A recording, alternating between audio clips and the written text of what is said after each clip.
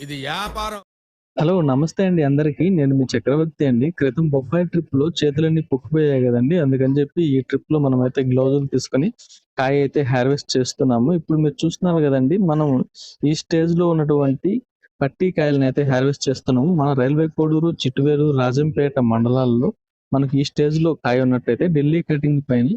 1, రూ. 2 కాయ క్వాలిటీని బట్టి ఎక్స్‌ట్రా అమౌంట్ అయితే ఇస్తున్నామండి. ఈ ట్రిప్‌లో అయితే మనకైతే సేల్స్ వీడియో అయితే చూపించట్లేదు. సేల్స్ అంతా అయిపోయిన తర్వాత మనం 700 కిలో అయితే తీసుకెళ్ళామండి.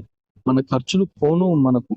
4,500 అయితే మిగిలాయండి ఈ ట్రిప్‌లో. మనకు రిటర్న్‌లో డ్యామేజ్డ్ కాయ ఉన్నట్లయితే తిరుపతి టు రైల్వే కోడూరు మిడిల్‌లోని బాల్పల్లి అడవిలో అయితే మనకు కోతులైతే కనిపించాయండి. వీటికి ఆహారం లేక ఈ రోడ్డు పైన అటు ఇటు తిరుగుతుండడం మనం 2, 3 ట్రిప్‌లు వెళ్ళినప్పుడు గమనించామండి. వాటి కోసం అని చెప్పి ఈ పండ్లయితే పడేయకుండా తీసుకొని వచ్చి ఇక్కడ అడవి వద్ద అయితే వేస్తున్నాము.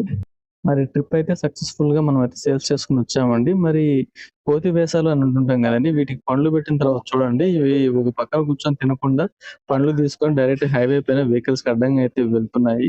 వీటికైతే ఎటువంటి ప్రమాదం అయితే జరగలేదు. సో, సక్సెస్‌ఫుల్‌గా ట్రిప్ అయితే కంప్లీట్ అయింది. రూ. 4,500 మనమైతే ఈ మూడవ ట్రిప్‌లో ప్రాఫిట్‌లో అయితే ఉన్నామండి.